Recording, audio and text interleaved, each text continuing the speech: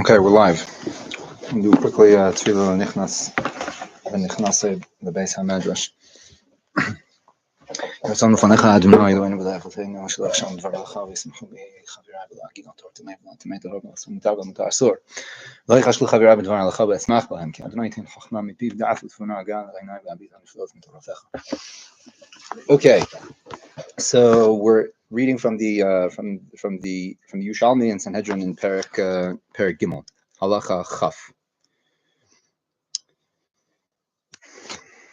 Ravuna, who was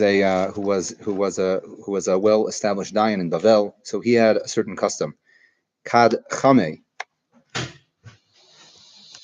Ravuna kad habayada zechu levarnash bedina. When he would be aware of a certain claim that could be claimed for one of the litigants that was before him, velo habayadale, and that litigant that was standing before him in judgment didn't know that this was actually a merit for his case. Meaning there was a certain point that if the litigant would have made this claim or made this argument, it would have helped his case. But that litigant wasn't aware enough, he wasn't familiar with, familiar enough with the details of the halacha, the details of the law in front of him. He didn't know to say it. So Rav Huna would interject and make that claim for him. As it's based on the pasuk in Mishlei, as it says, Ptach picha li'ileim, you should open up the mouth of the mute. That's what it says in Mishlei, in Perek Lamed Aleph. So this halacha is a very interesting halacha, and because it's one of those halachos that is not particularly straightforward, and deviating too far in one direction can cause very serious issues. So the Rambam in Perek Chav Aleph Hilchos Sanhedrin, this is the Perek of the Rambam that deals with the mitzvah of betzedek tishpos hamisecha, to judge cases in a just manner, in a fair manner. So he opens up the Perek in the following way: mitzvahs aseh lishpot hashofet betzedek, in a fair manner. Betzedek tishpot hamisecha. Now, the vast majority of these halachos happen to be on one daf of Gemara, and the Bavli and Shavuos and Daf Lamed Aleph.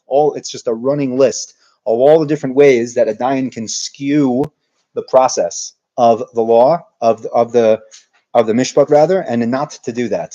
To the point, right, this radical equality, to the point that you can't have one litigant standing and one litigant sitting. If one litigant shows up in clothes that are too fancy, you have to tell him either tone it down a little bit or pay for the other guy to wear clothes of that caliber. It's very, very, very, very just and fair situation.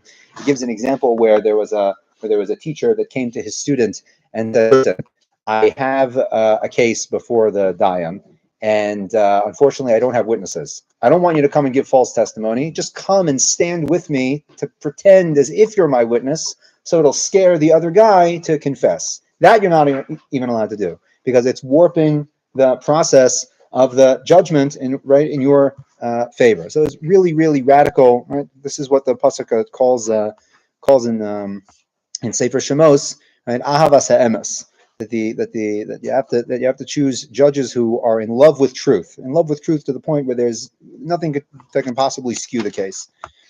So in the end of this chapter, so the Rambam says in Halacha Yud, Minayin l'dayan shelo ya'aseh melitz l'dvarav. A dayan should not be an advisor to any one of the litigants. Talmud lomar midvar sheker tirchak, ela yomar mar shenira lo v'yishtok. He should say what it appears to be based on what the litigants are saying, and that's it. V'lo yilmad echad mibaalei din in taina klal, and he should not teach. So literally means teach. He should not teach any of the litigants anything to say, meaning he just listens to what they have to say, and that's it. Based on what they say, he judges the case. Afilu hevi bal din eid echad. Even if one of the litigants brings one witness, as we know, one witness is not enough to arrive at a conclusion in a case. You can force the other litigant to take an oath, but basically one witness is not enough to conclusively adjudicate a case. Lo yomar lo ein mekablin eid echad. You don't say, this is actually interesting halacha. If one of the litigants brings one witness and the witness gives his testimony, so you don't say in response to that witness, one witness isn't enough. It's not good enough. So it's completely irrelevant. Rather, what should he say? Yomar lanita, and you should say to the other litigant, Harei zehei alecha. This one is giving testimony against you. And what do you have to say for yourself? So if the other litigant says it's just one witness and I don't believe him, okay, then you say yes, it's true. There's only one witness and we can't We can't paskin the case based on that one witness. But you don't say off the cuff. The dayan can't say off the cuff it's one witness and it doesn't matter. He has to take that one witness into consideration. Well, the right? In order to push the guy to perhaps he'll confess on the basis of the testimony of that one witness. Right. Final halacha, and halacha yud aleph, the last halacha of the parak. Ra hadayin schus le'echad mehem. The dayan sees that there's a schus, that there is a possible claim that one of the litigants could make. The case from the Gemara in Sanhedrin over here that we saw in Yerushalmi. Uvaldin mevakesh la'amra. So listen how the Rambam describes his case. The litigant is trying to say it, meaning he's trying to give over the argument. He's trying to articulate his case. The eino yodeh lechaber advarim, but he can't articulate himself. Or shara oso mitztayer lahatzil atzma b'taimas emes. He's trying tediously to give over a ta'ana, a claim of truth, and because he's so flustered and angry, he can't say anything clearly because he's just so nervous and flustered he can't make anything out. You're allowed to help him a little bit, and to help him understand the initial flow of the logic, right? As it says in the pasuk in Mishnah, you can open the mouth of the mute.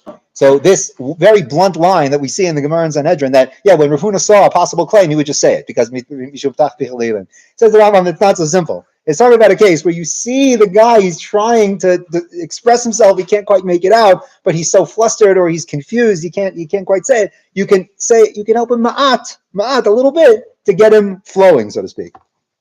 V'tzarech, says the Rambam, v'tzarech li yashev b'davar zeh harbe. You need to really, really be very exacting when you use this method. Like when the dayan uses this method, he has to be very, very proportional, right? That God forbid he should act like a lawyer, meaning he's not the guy's lawyer. Like you're not any of the litigants' lawyer. You're just there to listen to the case and adjudicate it based on what they're saying. So if you start helping this guy lay out his claims, you're essentially playing the role of the lawyer, and that you can't do, right? As the Mishnah in Avos, right, warns the judges for playing the role of the Orchei Hadayanim, and as the Tosfos Yontif asks just many times throughout his commentary on Maseches Avos, Maseches Avos is supposed to be Mishnas Chasidim, as the Gemara in Baba Kama says, right? It's all about teachings that apply to Chasidim, meaning beyond the letter of the law. So how can there be a Mishnah that says in Maseches Avos, don't be like Orchei Hadayanim? That's not Mishnas Chasidim. That's explicitly forbidden. That's forbidden for everyone. It's not just for Chasidim. So clearly, it's referring to this problem. Because on the one hand, the dayan needs to help out a guy if he's flustered and can't quite make it out. Right? He has to help the guy speak it out. But on the other hand, he can't go too far to be the guy's lawyer. Right? So it's that gray zone that you have to be careful about, and that's what the Mishnah in Avos is talking about when it says, "Don't be like an orech hadin." Don't be like a lawyer. Meaning, help the guy, but make sure they're not going so far that you're actually laying out his claim for him. Yeah, this idea of the petach picha le'ilem, to open the mouth of a mute. It's not literally a mute. It's someone who can't quite articulate themselves. They're trying. They're desperately trying, but because of all the emotion that's racking them, I'll give a short tangential comment. I remember this is like 12, 13 years ago. When I had a case in the army where I was court-martialed because I had a piece of equipment that was stolen from me. And the law in the army is that if you can't account for a certain piece of equipment, it doesn't matter how it was lost. You could have aliens come from another planet and beam it up to the mothership. You're court-martialed automatically. You could get off, but you're court-martialed automatically. So I was court-martialed, and the master sergeant that leads you into the room to be court-martialed, he told me, "Don't worry, he's not going to find you guilty. Don't worry." And I walked into the courtroom, right, the room, and it was really, really nerve-wracking. And I knew that I was going to get off, but it was still right. It was still nerve-wracking. I knew the outcome of the case, and indeed, he let me off. He didn't find me guilty because something was stolen, right? But I knew I was going to get off, and still, the circumstances were very right. It was difficult to function. So this idea of the elaim, of the one who is mute, who can't speak, it doesn't mean someone who's literally, cognitively, or for some other anatomical impairment, they can't speak. They physically can't speak. It's talking about someone, due to the circumstances, there's so much chaos going on in the mind that it can't funnel out in a clear and articulated fashion. And the os pei, as Rav Kook is going to lay out for us, is the idea that all of the forces that are accumulating, right? We're already very near the end of the Aleph Beis over here already. And as Rav Kook calls the letters the ta'arim, the tsiurim, the supernal forms, the supernal forces, that to the extent that a person develops in their cognitive development and their spiritual development, I don't know how much of a difference there is between those two things, but to the extent the person develops, to have all these lights, all these forces that are accumulating in their mind and soul. So if you want to come to the point where you can speak them out explicitly, it's not so easy. I think we mentioned this in our first shir, that the Maharal has a very, very foundational section in Sefer Gevuras Hashem in Perek Chav Ches, if I'm not mistaken, where he talks about the idea that Moshe Rabbeinu is called in the Torah as a kvad peh or kvad lashon, that he has difficulty speaking. So a lot of people, they kind of default to the midrashic interpretation, which is that Moshe was tested when he was a small infant. He was tested because there was a concern. The astrologers saw that this guy's going to cause trouble, so they gave him a test with the coals, and he took the coals, he burnt his tongue. So he had some type of like physical, anatomical problem that he physically couldn't speak. That midrash itself needs to be understood in its symbolic context. But just at the very, very pshat level, what it means that Moshe Rabbeinu was a kvad peh.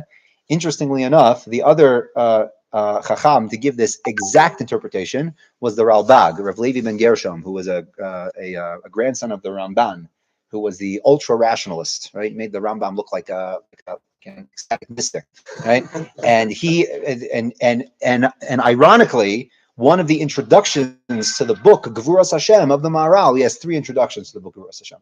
One of the introductions to Gevuras Hashem is dedicated to critiquing the Ralbag.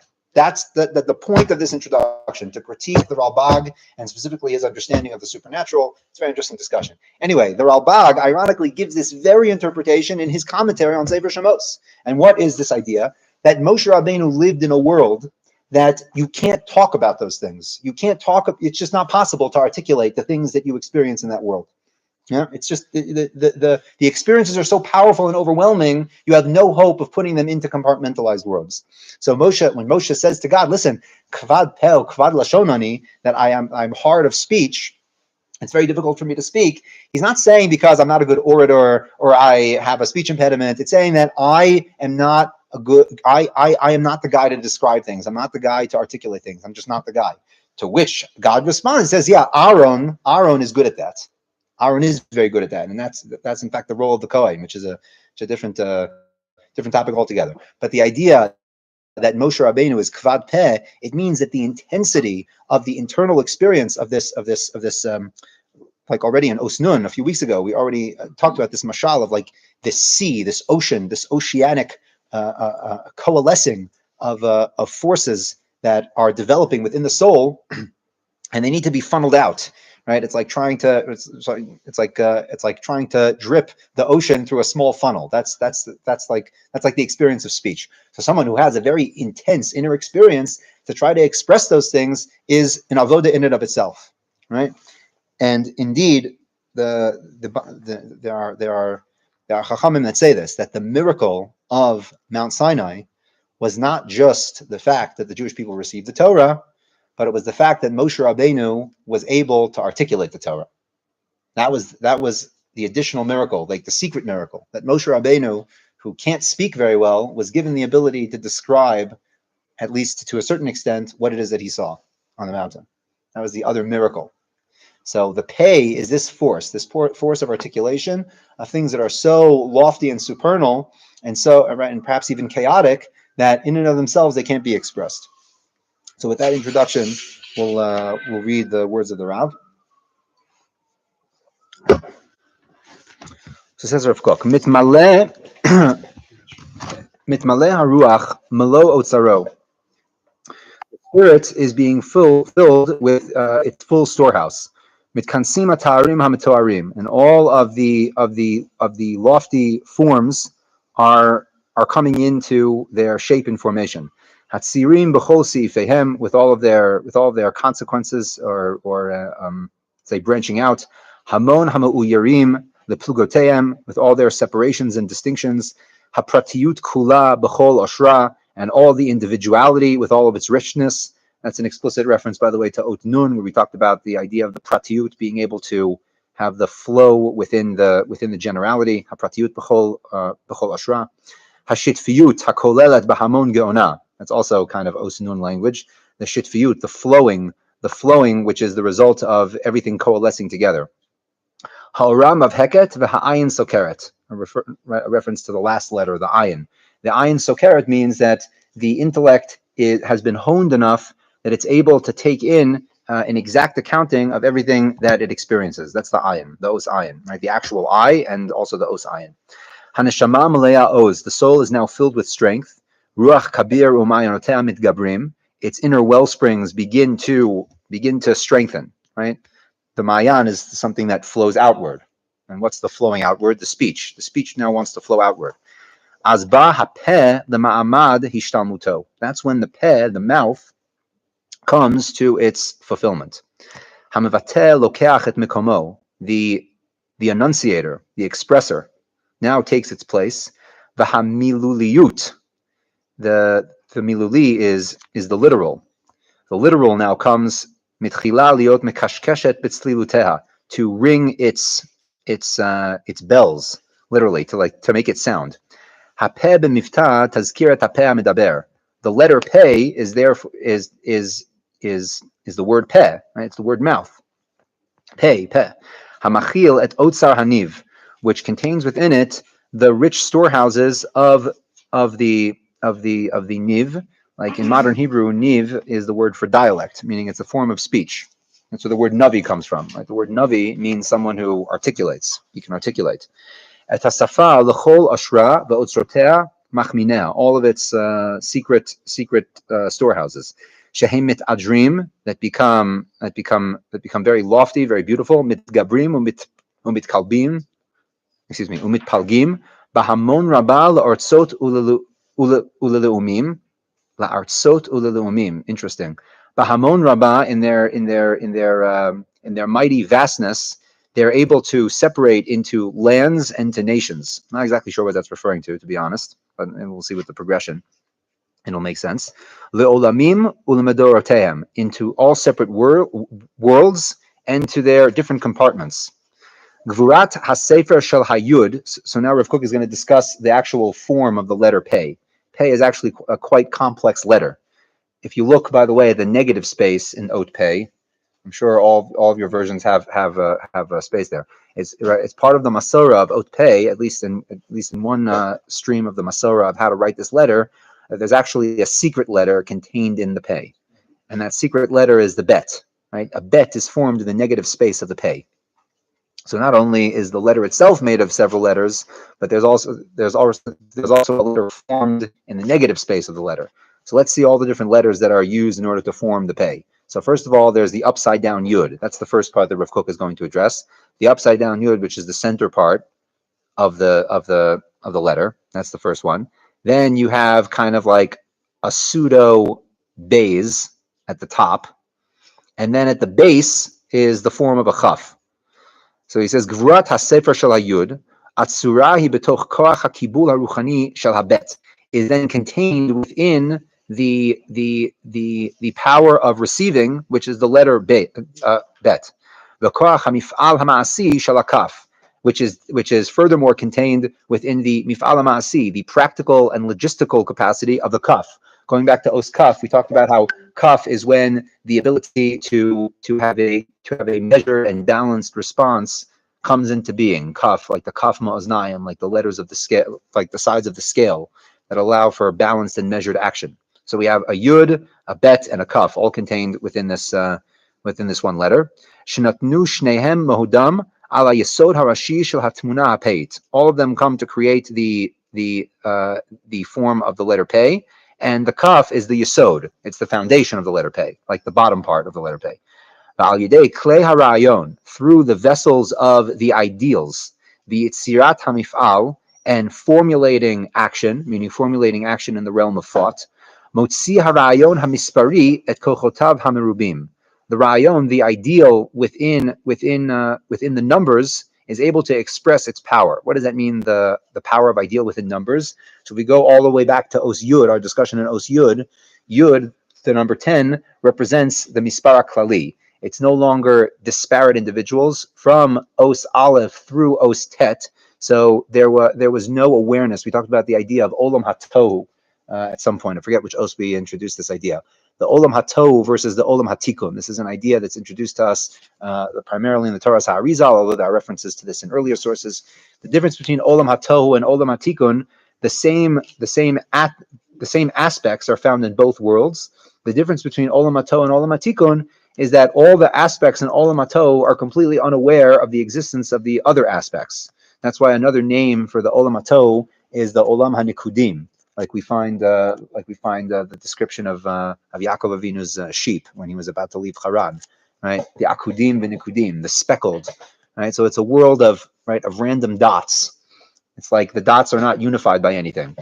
If you can imagine in your mind the classic diagram of the Sfirot. So there's these orbs, right? There's like 10 orbs that represent the 10 Sfirot, but then there's these lines that are interconnecting them. That's like the classic diagram of the Sfirot. So why do you have those lines? The idea is that there's an interconnectedness with all the different Sfirot. So they're not just standalone forces. They're interacting with each one. And they're exuding their influence. They're exuding their influence on each other one, and in turn, they're also receiving the influence from each and every one. So that's the difference between the Olam HaTohu and the Olam HaTikun. Right? The Olam HaTohu is a place where there's no recognition, there's no consciousness of all the other aspects. So arriving at the Os Yud, arriving at the letter Yud is the ability for there to be Tikkun, is the ability for there to be for the disparate pieces to come together. Excuse me, I lost the place. And that's what he means by the Rayon HaMispari, the collective numbering being able to come together. And the structures now coalesce, and then are able to widen within their proper place. Umichilim et hit chamtam, right? Tchum, right? They're what's a good translation for tchum? Right, their proper boundaries. They fill their proper boundaries. Haomeret ad po tavo volo tosif. That's the other connotation of ot peh. So peh, so peh is connoting the peh, like the mouth, the klei adibor, the instruments of speech, and also has the connotation of po, here in the connotation of boundaries. Right, ad po tavo is a pasuk from Sefer Iyov, has the connotation of up until here you're going to go, and not any further. I believe it's in the context of describing God.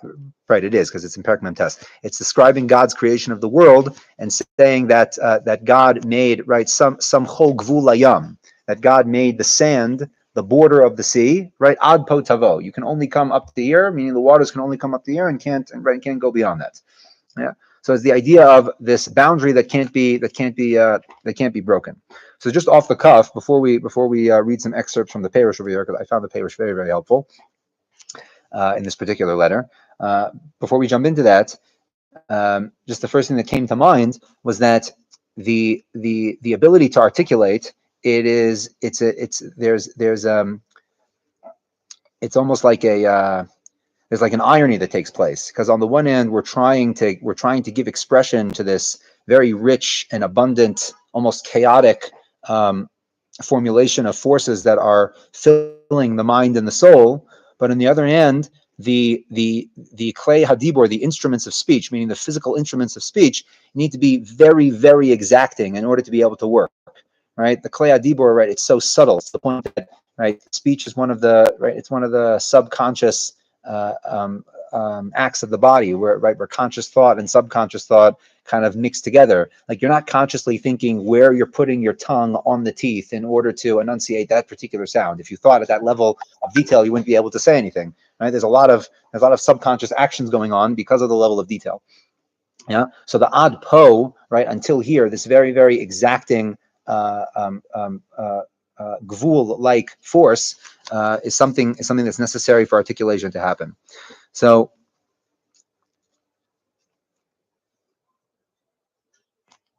okay, very good. Oh, also an interesting ha'ara that I wanted to bring forth. This gives a lot of insight into a rather well-known Zohar, I believe in Parshas Kedoshim, that describes the breakdown between the Kohanim and the Leviim, and which side of the energetic table they both fall out on. So it describes the Leviim as being firmly on the side of din, right? That the Leviim are very din and justice, strength oriented, very discipline oriented. So the Zohar says implicitly, okay, we understand that for one function of the Levium, right? The Levium have two functions, the Shoarim and the Meshoarim. The Shoarim are the gatekeepers, right? They stand by the gates of the temple and for the Temple Mount. But the other job is that they sing, right? In fact, there was a very strict separation between these two jobs. There were some Levium that were the gatekeepers and some Levium that were the singers. So this din energy is understood for the Shoarim, for the gatekeepers. They don't let anyone in, they don't let anyone out that isn't supposed to go in or out. But what does it have to do with the people that are singing, right? The people that are singing and playing on the instruments, right? That's much more of like a hippie type energy. Like, what is this, right? The din oriented thing. So the Zohar says, no, on the contrary. In order to be able to play an instrument, you have to be super exacting, right? We think of music as this very, flow like energy, which is true to the experience of listening to the music itself. The experience of the music itself gives that, but producing the music requires tremendous exactitude. Yeah. So the energy of the Levium, of the din, right, of expression, it requires very, very exact and fine-tuned. That was the term I was looking for, right? Very fine-tuned actions. So just to read a few excerpts from Rav David's Perush. So from the first paragraph that's heading Hapeh v'adibur bekatzei hamachshava. So says Rav David, Harav magdir v'koveh shehapeh hu katzei hamachshava v'atzad hachitzoni o pnei hashetach shela. The mouth is the very end. It's the katzeh. It's the very edge of the internal world. Mibchina zu hu sug shel katzeh hapeh moreh al hagvul. Right, that's a very interesting point. This idea that the two connotations of the word pay, that it's describing the mouth and it's describing the word po, like until here, boundary. Both of those things are they're not mutually exclusive. They're both describing kind of the same thing, because the mouth is the very edge of the internal experience. Right, the peh is it's the intermediary between the internal world and the external world. He talks about he brings the idea of the sphere of Malchus. In fact, the first ma'amar that the last Rebbe of Chabad gave when he became the Rebbe of Chabad back in 1952 was a very famous ma'amar called Basi Lagani, which was an exegesis on the idea of the Shechina. Right? Chazal this term called the Shechina. So what is the Shechina? So he brings various midrashim that seem to be in contradiction. That some midrashim connote that the Shechina is this very, very high supernal thing that's like residing with God himself, and the other descriptions of the Shechina as being down here below, like the famous Midrash Tanchuma. Right? Midrash Tanchuma from Parshas Pekudei talks about how the Shechina is like the lowest manifestation, that God wanted to build the Mishkan in order so that there will be a dwelling place for the Shechina, which connotes that the Shechina is down here with us. So which one is it? Is it that the Shechina is lofty up above with God, or is it the Shechina is down here with us? So the Rebbe explains that the term Shechina isn't actually a particular thing. Rather, the Shechina is a job description. Depending where you are on the ladder, right, of the supernal forces, something can be playing the role of the Shechina. And what's the Shechina? The Shechina is the thing that allows things that are lofty to enter into the lower realm, and it allows things that are in the lower realm to enter into the higher realm. So it's like the gate. It's the gate between realms. That's the Shechina. So the idea of the Hashras Hashchina, there's a dwelling place for the Shechina, it means that there's now a gateway that things up above can come down here, and we down here can transcend. That's the idea of the Hashras Hashchina. So the peh is very, very connected to this idea of the Shechina. We have this idea of Malchus peh. We just went through Pesach, right? Pesach, as the Arizal famously says, excuse me, Pesach can be broken down into the two words Pesach, that the mouth speaks, alluding to the idea of the Malchus peh, the Malchus Shechina energy of the peh. This is very, very powerfully related to the pasuk that Chazal were metaken. The Gemara in Bracha says that Chazal were metaken, that we should say the pasuk from Tehillim, Hashem Sfasai Tiftach, before Tefillah of Shemona Esrei. Right, so that the name that is used in that pasuk is not Yud Ke Vav Ke Adonai, right, but rather Adonai Aleph Daled Nun Yud, and that name Adnos, that Shem Adnos, is the name of Malchus that's associated with this. Right, the name that's associated with Malchus, the name that's associated with Shechina, right, Adon, Melech, right, that the Melech energy, the Malchus energy, which is again the causeway between worlds, should allow my mouth to speak, because the mouth is the causeway between lower and higher worlds. Yeah. So in that sense, the po connotation of pay and the peh connotation of pay, the mouth connotation and the right and the boundary connotation are literally one, because the mouth is it's the gateway. It's the gateway between worlds. So he says a note over here. This is in 3 paragraphs down. He says me'al dibur shel adam, above the domain of speech of the person. Oshel elokut omdim kochot rabim umuguvanim. This is already within the realm that is divine, like the human divine experience of the internal world. Ritzonot, wills, machshavot, thoughts, dimuyim, the imagination, tfisat pnimiyut v'hasagot, grasps of his internal world that are completely unable to be articulated.